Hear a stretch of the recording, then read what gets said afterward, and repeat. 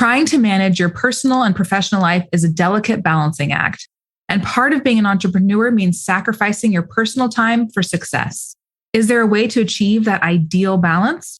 We're talking with someone who strives for intentional living and believes that the perfect balance is actually found by embracing imbalance. Join us in today's conversation with investor Curt Roberts for a special episode of Perfect Pitch.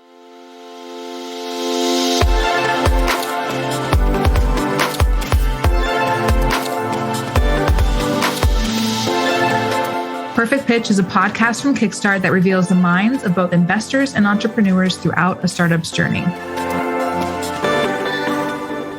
I'm your host, Karen Zelnick. Curt, thank you so much for being here today. You've been our investor expert on past episodes, but we haven't had a chance to dive deep into your story yet.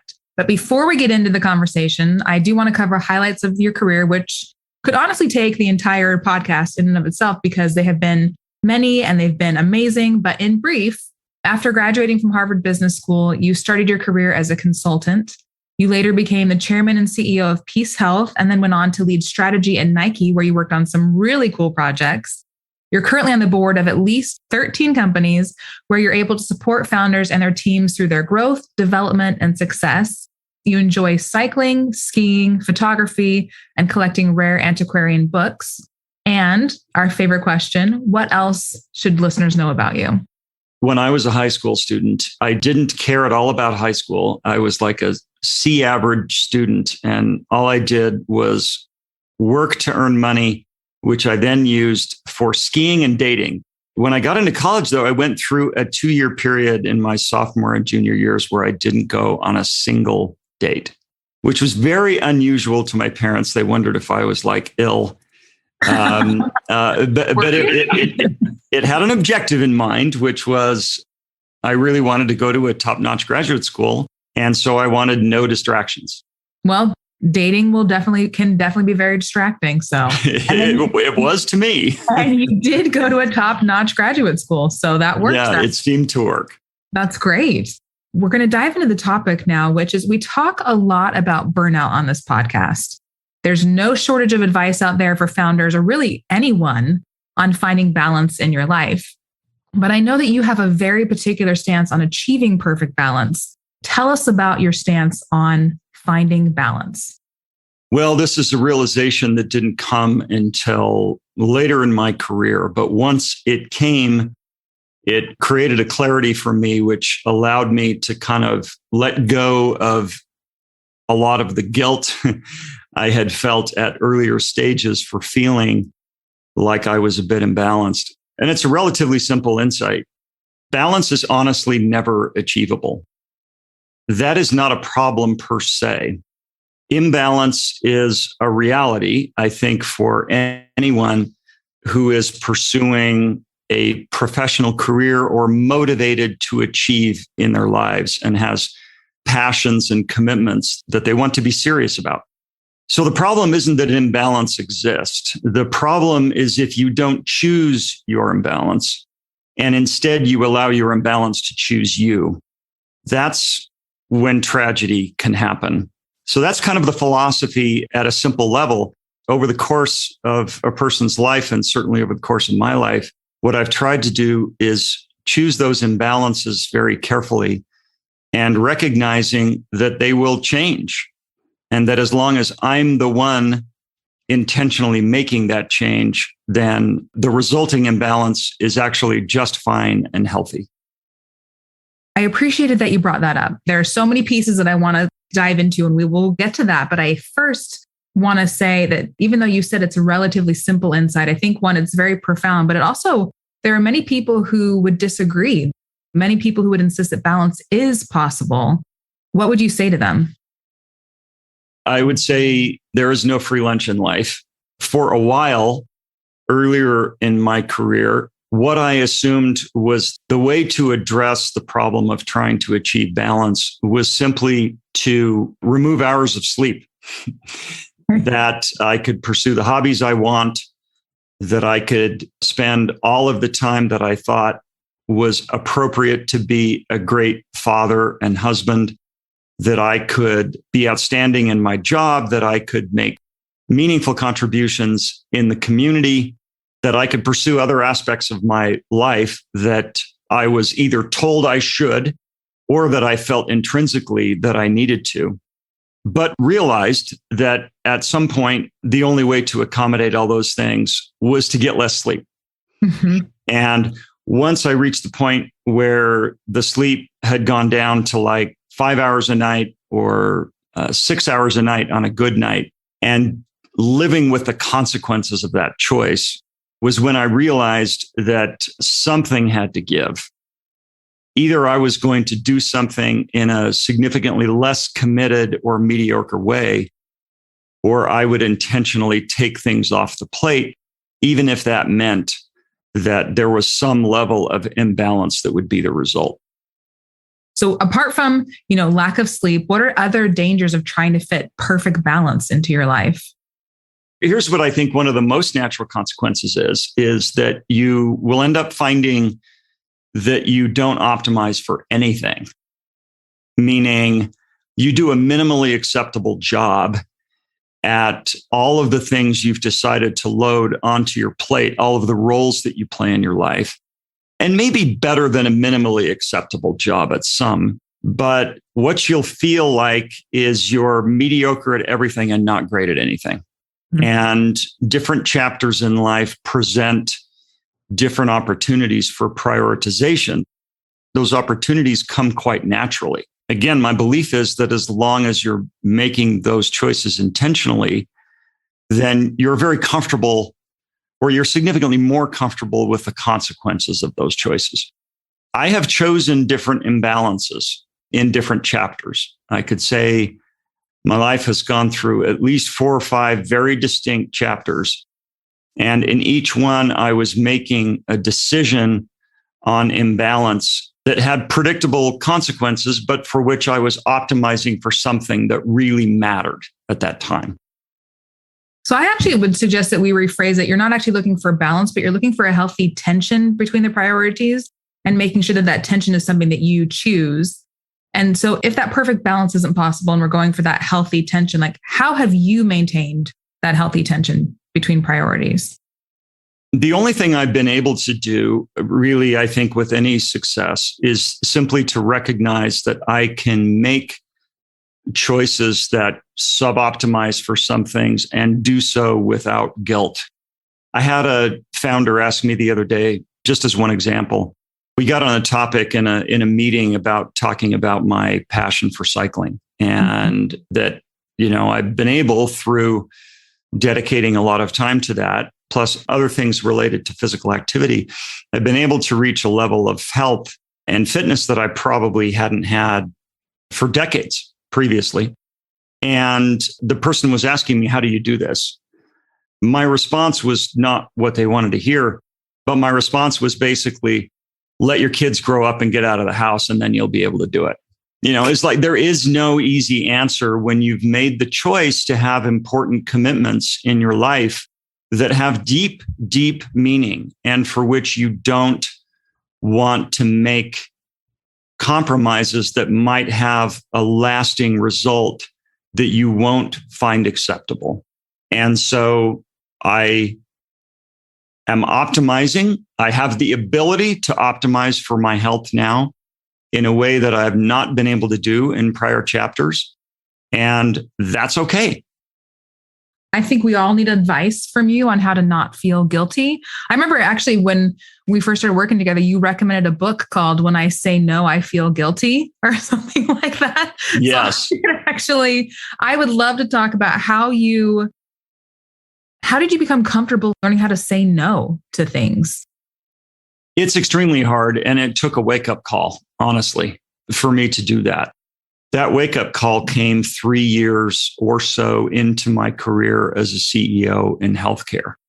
The job itself was extraordinarily demanding. It was not uncommon for me to have scheduled meetings at 6:30 in the morning, and for meetings again on the back end of the day to be scheduled for 6 or 6:30 in the evening.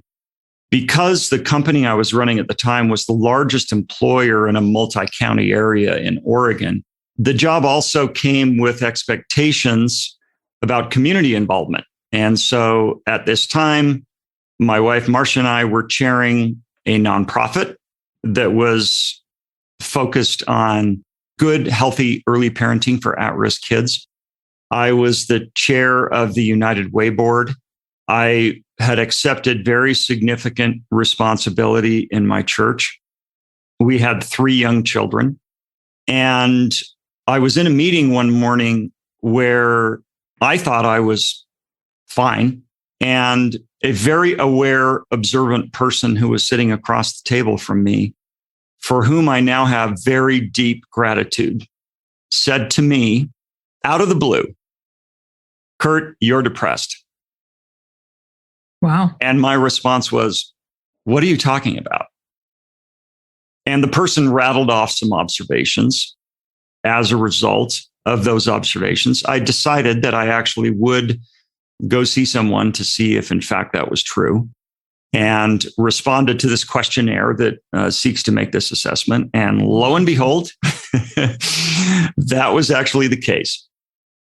Finding out that I had depression was devastating.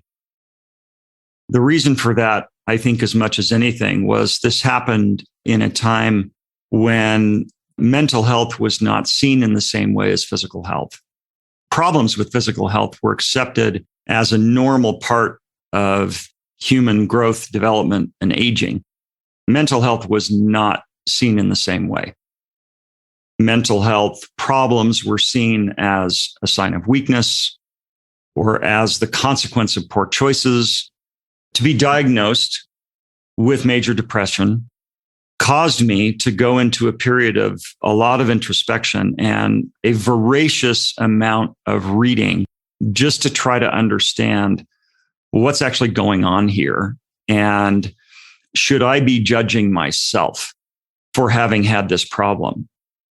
Fortunately, what I was able to learn was that in my case, there probably is a pretty significant genetic component to this, and that there are solutions that existed and that I had every right to seek with no sense of self-judgment. And for me, the solution has included not just an ongoing medication regimen, but it has included changing the way I structure my calendar. It has included a very regular regimen of exercise. It's included not allowing myself to do work right up until I go to bed. And the solution won't be the same for everyone. And for me, it's taken years to figure out that formula, and I don't always get it right. But I think at least now I get it right more often than not. In trying to formulate a response to get back to full health, I had an executive coach at the time that was really, really effective. And he diagnosed that one of my problems was that I had no ability to say no, and recommended that book. And I read that book, and I would say I haven't always been good since then at saying no, but with the progressing of time, I've gotten way, way better at it. Things that I would have never said no to earlier in my life, I routinely say no to now. Again, I'm disappointing people when I do that. But it's because I have an equation, a life equation that I'm trying to optimize for. And so I've chosen my priorities, and I'm accepting the consequences of that choice. I'm grateful you shared that story, Curt. You have to become very comfortable with the ability to stop shoulding yourself. Like, I should say yes. it. I should do this. I should do this. And instead, be comfortable with the language of, I want to do this. This fits in my goal right now. I will do this. It's a lot of work. So for everyone listening, it's possible, but it takes a lot of practice. As with any art form, I think saying no is an art form more than a science. And so I think it takes a lot of practice. I believe that's correct. Right around that same time period, I had a friend who had attended a conference, and he came back from this conference, and we were talking afterwards. And I said, "What was the most interesting thing you heard or learned at this conference?" And he said, "There's this line I will never forget, which is, don't let anybody should on you." Yeah. and that's exactly right. Yeah. You know, it's a pithy kind of fun way to teach an important principle, which is you decide your priorities. Other people should not decide those for you. Yeah, absolutely. So the idea of balancing your life suggests that a person doesn't need to choose between competing priorities, that they can have it all. And we've discussed and we know that that's not possible. So for our listeners who want to give 110% to everything that they do, how do you determine the hierarchy of priorities? I think the best way to approach this is to think of your life as coming in natural chapters. There was a time in my life, for example, that I was highly imbalanced as a student, highly imbalanced. I made a choice to prioritize my performance as a student because the outcome that I would get from that deeply mattered to me. And I knew that without making choices that would allow me to be an imbalanced person as a student, that I wouldn't get the outcome I wanted. The next chapter in my life that came after that was the choice of imbalance, an intentional choice of imbalance in my career. In the early stages, I think, of anyone's career, you're laying the foundation for everything that will come after. I've always tried to reinforce to my kids that choices compound over time. The choices you make early establish a platform on which you build, and that it's very hard to get those years back. Those early decisions that I made, they came with consequences. For example, during a period of several years, I didn't spend as much time exercising, almost any time exercising. I spent a lot of time on the road. Again, they were choices that we made intentionally and that I had to negotiate with the people whose lives I was going to be affecting by those choices, most particularly my family. At a later chapter in life, as I was contemplating whether to stay at Nike or to pursue a new chapter, I made an imbalance choice. And the imbalance choice I made at that time was to be an extremely available father. My kids were getting into their teenage years. And I knew that those years were going to be critically important, more important, I thought, than when they were 3 or 5 or 7. And so I stepped out of what was an amazing career and an amazing company and took a position in higher education that would allow me to work 40-hour weeks pretty consistently. I took a huge pay cut and put my career to the side. Not that I was not going to do a very good job in the position that I accepted in higher education, but that I accepted a position that would have significantly fewer demands on my time. And as a result, I was able to have a period of about 7 years where I was an incredibly involved dad. And we bought season ski passes, and I taught all 3 of my kids to ski. And we had an incredible amount of time together. And then when my last child left home, I made a new imbalance decision, which was to enter venture capital. And again, put myself in a position where I was all in on something professional that for me would also serve other really important needs that I had at the time, the need to be an owner in a company. But even more importantly, I wanted at this chapter of my career to really try to develop people in a way that others had invested in me when I was young. Supporting entrepreneurs is a great way to do that. And so it's a new imbalance. And again, an intentional choice when other needs were not as critical in my life. And I could make that choice feeling that it was a healthy one and a good one for what I wanted. I can imagine that when you're making these choices of imbalance, the anticipated consequences of imbalance can seem a little bit daunting or a little bit scary or a little bit like, oh, I'm not sure I want that consequence. But I'd love to know, in hindsight, have the consequences seemed as bad, or do you regret any of it? It would be tempting to look back and say, I made all those choices correctly and I have no regrets. Life is never that simple.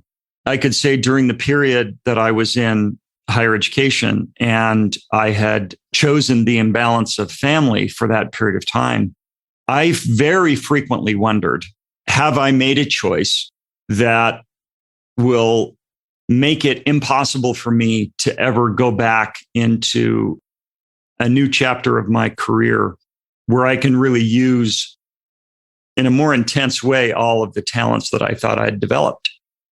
And will I be perceived negatively? Would people say, oh, look, he had one of the greatest jobs we could ever imagine, and he just walked away from it. Maybe he couldn't hack it. Mm-hmm. Those thoughts crossed my mind many, many times. Fortunately, Kickstart took a chance on me, even though I'd spent 7 years in higher education, and it wasn't the least bit obvious that this was a job that I could figure out, let alone do well. So my worst fears didn't materialize, but absolutely, I was very concerned at the time that I would not get my career mojo back. Yeah. And there was clearly some possibility that might have been the case. So I accepted the imbalance, but I didn't do so without a lot of stress. Curt, I think you highlighted two very important things. One is there was still some worry there. You're not going to know you're making the right decision because there's no concern, there's no worry there. That's going to be present, and being aware that worry and those concerns will still be present and being able to move forward anyway. And I also love that you brought up an example where you realize that a lot of these decisions, they're not irreparable. I think those are two very important points when people are kind of deciding the hierarchy of their priorities and how to do that and how to establish that. Decisions do have consequences. All of us have to make those decisions with imperfect information. We don't know how those choices will play out over the long term. I've had the good fortune. I do really consider it to be fortune. This is not me having done all the right things and therefore merited the career that I've had. But I've had the good fortune, I think, of being able to make these choices of prioritizing different things along the way and still have it work out. That said, I won't say that's always going to be the outcome. And so for anyone that's facing these kinds of choices, if you accept that imbalance is real and that perfect balance is hard, if not impossible, just know that you can only make those decisions with the best information you have. And fortunately, the best information you have is pretty good. You do have good insights about what matters most to you at any point in time. And all you can do is make the choice to say, what matters most is what I will focus on. And that might mean that other things are going to get less energy and therefore less than my best. While you won't know what the consequences will be in all respects, you can do so, I think, with a clear conscience that you made the best choice you could because you were choosing what that priority was. I want to talk a little bit about tension points, because for founders, a particular tension is trying to balance work and home life. And it's easy for those two to bleed together. Do you think it's possible to build separation between the two?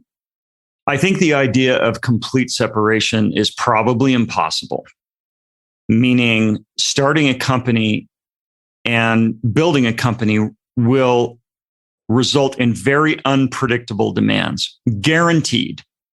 The path of building a company comes with a lot of twists and turns, and they will not and cannot come at times when you want them to. That's not the way building things works. So those things come and they will impose on your time, and they will require weekend phone calls and evening commitments and unexpected impositions that you just have to deal with. I like the idea of generally trying to compartmentalize our time. I do like the idea of trying to say, look, for some period at night, I'm not going to check my email, for example, or that very important commitments I will always meet that have to do with family or friends or other things that matter to you. But, just know that life's not that simple. And there will be times when you will feel very badly about missing something. But I will say, as long as you've had an intentional conversation, both with yourself and with those that you care most about, that are also dealing with the consequences of those choices, and you're negotiating it together, and you're self-reflective, and you're paying attention to how those things are playing out and what those consequences are, you'll make the right adjustments at the right time. And the people you care about most, because you've been willing to negotiate those together, I think will feel respected and will have a lot more understanding and patience when those impositions come. I have a recent example less than 6 months ago here at Kickstart, where I've made an imbalance choice where I'm going to prioritize this career. I also have a few other things I've prioritized, including a couple of hobbies and my physical health. I reached a point where I found myself experiencing what felt like kind of a breaking point. So I had allowed the imbalance to get out of whack, completely out of whack. I sat down with the other partners here at Kickstart, explained what was going on, really kind of poured my heart out a little bit as to how I was feeling. And we intentionally reprioritized things. We took things off my plate and other members of the team picked them up. And I'm very grateful that they would. So in spite of all my grand proclamations about choosing your imbalance and then making it all work, it wasn't working. And so even with the best of intentions, these problems will sneak up on you and, you just can't let them become catastrophic. I had experienced that once with severe depression. So the warning signs were there and I needed to not allow that to happen again. Thank you for sharing that. That reminded me of Jim Collins said it at some point, but he was talking about the people who prevail in the hard circumstances and things. They're the people who confront the most brutal facts of their current reality and they just move forward with them. So I like that even though this is something you focus on, and I would have just assumed you nailed it, but you're still working on figuring out that balance and like figuring that out in your life. And we're all going to just have to keep doing that. We want to end with that question that we love to ask everybody. And that is, Curt, what's an effective practice you've implemented in your work or personal life that has had a great impact on your success? I learned something when I was in my early 20s that I've tried to practice ever since. And that is that every person I meet has something to teach me. Even if the person is someone that I would not run into in a normal course of life, it could literally be someone I meet on a train or a plane or someone with whom I have almost nothing in common. I've learned over the long term that literally everyone has something to teach me. And what I'd like to hope I've become to some extent over the years is a continuously improving amalgam of the best attributes of the people that I've known and trusted and gotten the chance to know over the course of my life. What I hope will continue to be the case is that I will do that up until the day I die. That's such a beautiful concept. I think that's what we can all hope for, that we all want to be. So thank you so much for sharing that insight and also all the things that we've talked about on this podcast. It's been a very rich, engaging, and thought-provoking discussion. Thank you for being here and thank you for all that you shared. Thank you, Karen. And of course, thank you for listening as we dive deep into what it takes to create the perfect pitch. If you want to learn more about our investor, Curt Roberts from Kickstart, we'll have a link to his profile and a longer bio in our show notes at kickstartfund.com. You can listen to more episodes of Perfect Pitch wherever you listen to your podcast. And if you like what you're learning, leave us a review or rating. We'll be back next time with more insights from entrepreneurs and the investors who fund them. So be sure to subscribe so you don't miss a thing.